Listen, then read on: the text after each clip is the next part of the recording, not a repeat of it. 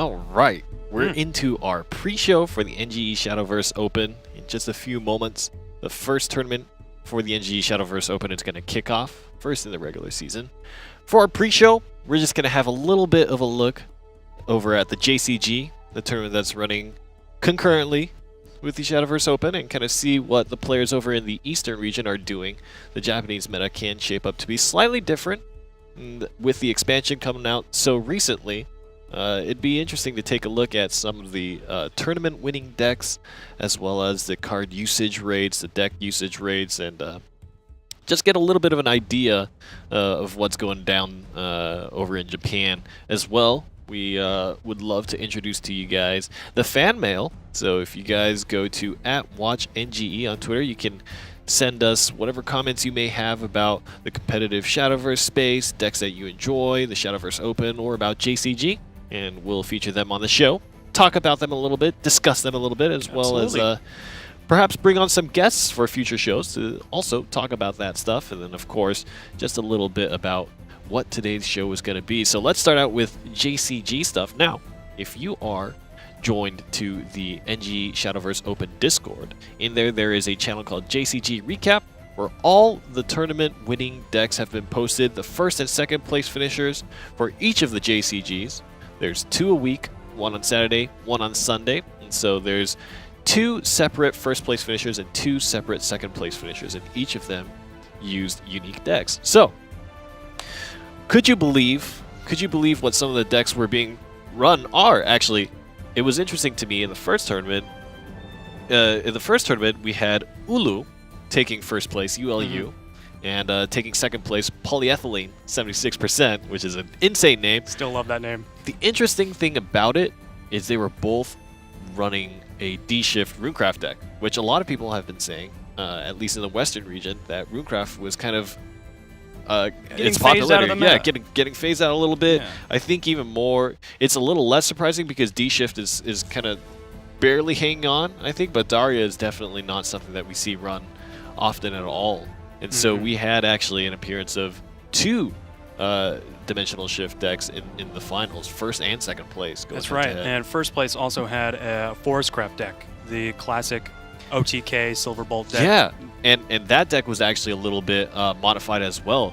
The classic Silverbolt deck was amplified by throwing in Elf Queen, a new card in the expansion, as well as Jungle Warden, and Crystallia Aeron is a new card that people are running now for Forestcraft, which is a very solid card that is just in that right spot for the mana curve to help make it to the 8-cost White Wolf, which is really important because you need a lot of board control to play that White Wolf. And so was he running 2 White Wolves and 2 Silverbolts? Is that the yes? I believe it was 2 and 2. I could go and double check in a bit, but yeah, it was utilizing a lot of these new cards. Aeron has, I think, been picking up in the West as well. A lot of Forestcraft players have been utilizing Aeron, and for a very good reason. And it was just interesting to me to see that Jungle Warden Elf Queen style. I think there was an instance of that deck in particular in this weekend's Excelsior Vindy tournament. So it's interesting to see how that's happened. The other thing about the Excelsior Vindy tournament was there was another Forestcraft deck, which we can maybe talk about a little later, or maybe we'll see it today. Okay. That was not Silverbolt White Wolf. That was incredibly successful, and I believe it was a tournament-winning deck. In fact, really, yeah, and it's kind of the Sukuna Beetle Warrior kind of craziness. But we'll talk about that a little bit later. Of course, then the last deck, Dragoncraft Ramp, and you can't really. I feel like, at least, you can't really talk about this expansion without talking about Dragoncraft Ramp. Yeah, that's definitely the most popular deck in this new expansion, utilizing Zeus, it's the Hawk Whale, and Bahamut combos with the Evolve Zell giving being able to give Bahamut Storm right out of the gate on turn 10. If you're ramping up to that, it's a nasty combo. The other tournament as well on Sunday, 2 different winners. Of course, the first place winner for the Sunday tournament has a very, very interesting name, Sauramura Spencer Eriri.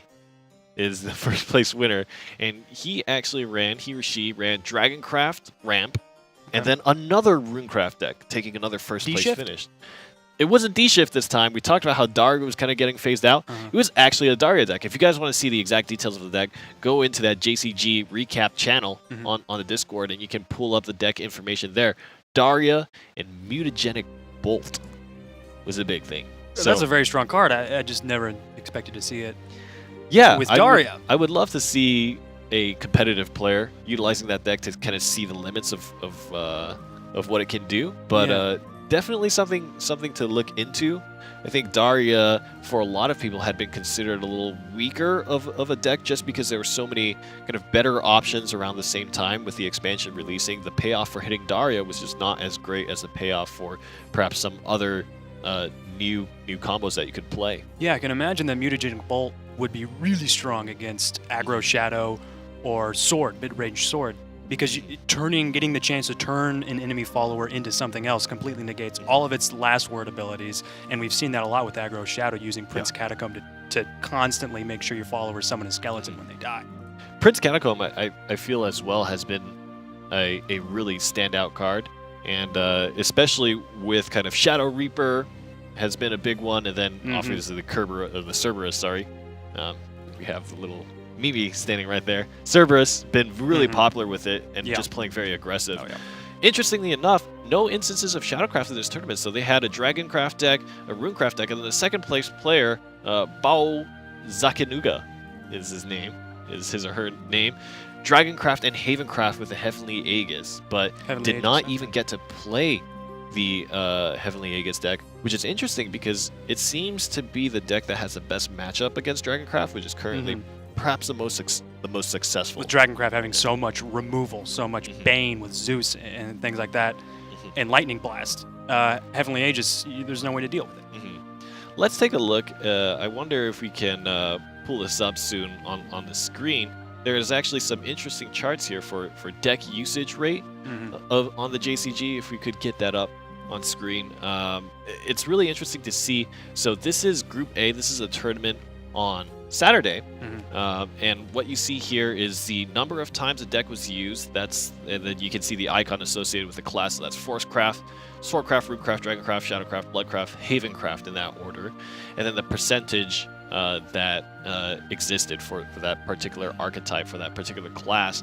Now, the big interesting thing to me is a lot of people were kind of having little conversations about Bloodcraft and talking about the new tools that it had to play around Vengeance and things like that. Blood Moon, Males from Serpent, all strong cards. Yeah, but it didn't seem to be incredibly successful.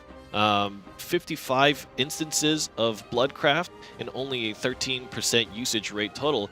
The interesting thing here is if we go down to the playoffs usage rate, a lot of those Bloodcraft decks got eliminated. Only one instance of Bloodcraft in the playoffs, 5% representation. And as an alternative, you can see Forestcraft, Dragoncraft, Shadowcraft all be incredibly popular and successful, increasing their percentage use, which means that more of the other classes got eliminated, while more of those classes stayed from qualifying to the playoffs, and so a lot of them were very successful. And a 50% play rate for Shadowcraft, that never would have happened last season with the Nephthys deck that we were seeing a lot. Certainly. The main meta deck for Shadowcraft. You're really looking for Aggro Shadow, and the last thing here that I want to take a look at in terms of the usage rate is just take a look at that Swordcraft usage rate there, 21%, but it gets hit down to about 10% there moving into the playoffs, which is interesting because from kind of sourcing big names in the community and getting information about the tournaments there and looking at some of the statistics, Swordcraft is actually one of the most winning decks in the West. It's actually got a 58% win rate so far. Now, given it's just, I mean, for both of these tournaments, it's just 1 week of tournaments. For JCG, it's kind of 2 instances of data. For EXG, it's across 2 days. And that's the highest win rate in the West for Swordcraft. No, actually, Swordcraft is the second highest win rate. Forestcraft is leading at 68%. So there's actually some association from the East. You have Forestcraft and Dragoncraft being fairly winning decks and very popular and making it to the playoffs as well. And then the big difference here is that Swordcraft is taking much more of a hit. But apparently, Runecraft, despite not many people playing it in the East or the West, still very successful in Japan, as opposed to not really seeing it hardly at all in the West. So those are some of the interesting notes. It's going to be interesting to take note of these stats as they develop, as we go more and more, because we're already only in the first week of the release of Tempest of the Gods. Things are going to continue to change, and things are going to continue to develop. Yeah, and that brings me to today's show. Really excited to see what decks these players bring. Now, currently, they're playing through the bracket right now as we speak, trying to fight through that grueling single elimination conquest format. Done, of course, in a similar vein as the JCG, as we're trying to keep some similarities, continuity as well, as we are kind of running currently with them. And these players do not have an easy time. I mean, it's real tough. It's pretty brutal. It's real tough. Especially in the first week when we haven't been able to seed at all the better players as they show themselves and earn points and stuff like that. You could get paired off against the future champion, and it could be totally random. But that's the exciting thing about these tournaments. Absolutely. So I just want to ask you a question. Just pose you a question and pose chat a question as well. What are you most excited to see today in terms of a deck, in terms of a class? For me personally, I would think it would probably be Blood. I want to see it be successful, especially with so many people trying out these. I feel like Bloodcraft is in this position where it's got some interesting mechanics that are not as readily obvious as with a class like Dragoncraft or Forestcraft, what to do with it. And I want to see somebody figure something out that's consistently successful for them. So that's kind of what I'm looking for today. With 256 players, I'm sure that one of them has a good Bloodcraft deck, utilizing the new cards. Maybe one of them. There has to be one.